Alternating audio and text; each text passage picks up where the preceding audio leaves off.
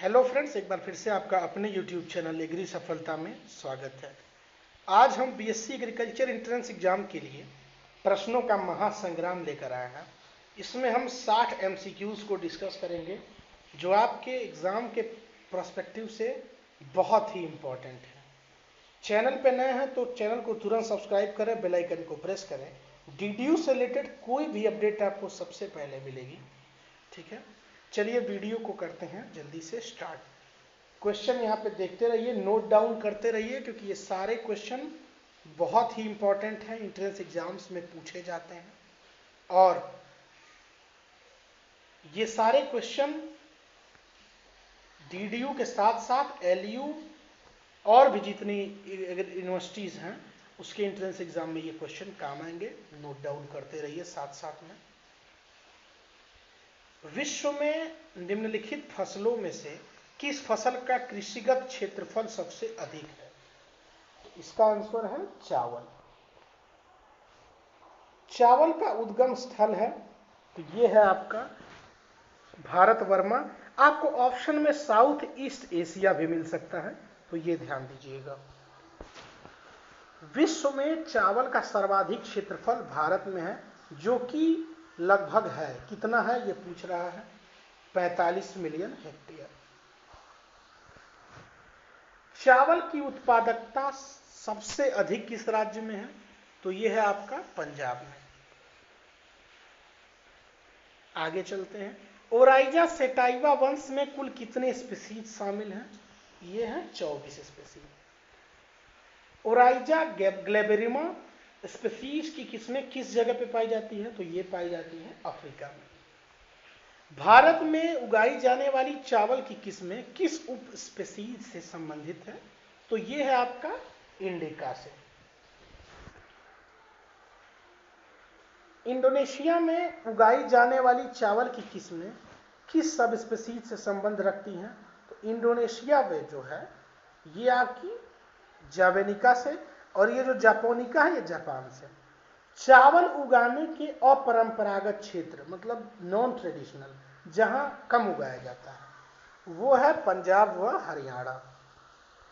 चावल के पुष्पक्रम को, इन्फ्लोरेसेंस को कहते हैं, तो ये कहते हैं पेनिकल।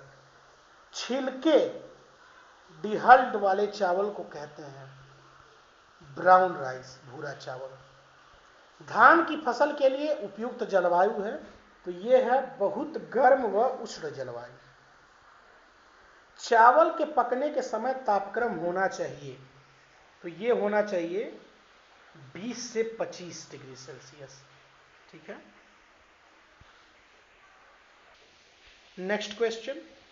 प्रदीप्त कालिका फोटोपीरियडिज्म के आधार पे धान एक पौधा है, तो ये है अल्प प्रदीप्तिकाल। अस चावल की बुआई का समय है। देखिए, एक चीज मैं ट्रिक बता देता हूं याद करने की। अस अमन बोरो 3 होता है। अस अमन बोरो 3 तरह की चावल की खेती होती है।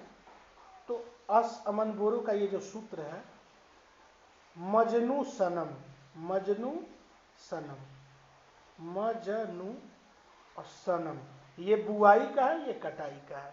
तो मजनू से अस सबसे पहले आता है, मजनू में म मई, म से मई, मई जून, ये आंसर हो जाएगा। अब बोरो मजनू न मतलब नवंबर दिसंबर, तो ये ट्रिक से भी आप याद कर सकते हैं। चलिए नेक्स्ट क्वेश्चन देखते हैं। धान की खेती के लिए उपयुक्त पीएच मान क्या है? तो ये है आपका 4 से 6। IR8 धान की किस्म भारत में कहां से लाई गई? ये फिलीपीन से लाई गई थी। निम्नलिखित किस्मों में से धान की कौन सी किस्म ड्वार्फ उत्परिवर्तित है? ठीक है, तो ये है आपका जगन्नाथ। धान की बुआई की बुरकाव मतलब ब्रॉडकास्टिंग व ड्रिलिंग विधि में सीड रेट क्या है? तो ये है आपका 100 व 60। धान के 1 हेक्टेयर क्षेत्रफल में रोपाई के लिए कितने क्षेत्रफल की नर्सरी चाहिए? 1000 मीटर। 1000 वर्ग मीटर। नेक्स्ट क्वेश्चन है, भारत में धान की नर्सरी तैयार करने की डेपोग विधि कहां से प्रचलन में लाई गई थी? ये फिलीपींस से। धान की नर्सरी तैयार करने की आर्द्र विधि, वेट मेथड में रोपाई कितने दिन में तैयार हो जाती है? 20 से 25 दिनों में। ये सारे क्वेश्चन मोस्ट इंपॉर्टेंट हैं, इनको नोट डाउन करिए।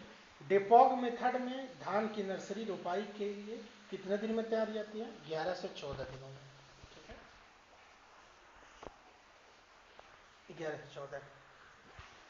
अपने दोस्तों में भी इस वीडियो को शेयर कर दीजिए। ठीक है, धान की रोपाई के कितने दिन बाद प्रोपेनिल स्टैम F34 खरपतवारनाशी का प्रयोग करना चाहिए? तो ये करना चाहिए आपका 6 से 8 दिन बाद। धान के पौधे की प्रारंभिक अवस्था में कृषक किस रोग के कारण होता है? ठीक है, तो ये होता है आपका बैक्टीरियल ब्लाइट के कारण। ये आपके लिए इंपॉर्टेंट नहीं है, ये बीएससी लेवल का क्वेश्चन है, ये बीएससी करेंगे तब। किस कीट के द्वारा धान का टुंगरो वायरस फैलता है? तो ये GLH ग्रीन लीफ हॉपर, लेकिन ये भी इंपॉर्टेंट नहीं है आपके लिए। धान में डेड हर्ट व्हाइट हर्ट किस कीट के प्रकोप से होता है? तो ये तना छेदक। ये भी आपके बीएससी एग्रीकल्चर एंट्रेंस एग्जाम के लिए इंपॉर्टेंट नहीं है, फिर भी आप जानिए।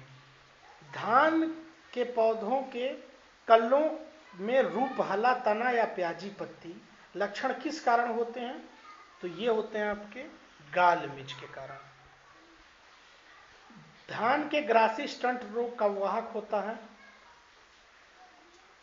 ये होता है आपका ब्राउन प्लांट हॉपर। ये भी मोस्ट इंपॉर्टेंट नहीं है आपके लिए, मोस्टली इंपॉर्टेंट नहीं है। ठीक है, तो 30 क्वेश्चन हमने कर लिए, बाकी 30 हम अगले में करेंगे क्योंकि ये वीडियो ज़्यादा लॉन्ग हो जाएगा, आपको बोरियत होगी। आप इसको नोट डाउन करिए, अच्छे से पढ़िए, बाकी हम 30 क्वेश्चन को नेक्स्ट में करेंगे। धन्यवाद। चैनल को सब्सक्राइब करके बेल आइकन को जरूर प्रेस करिए, अपने दोस्तों में वीडियो को शेयर करिए।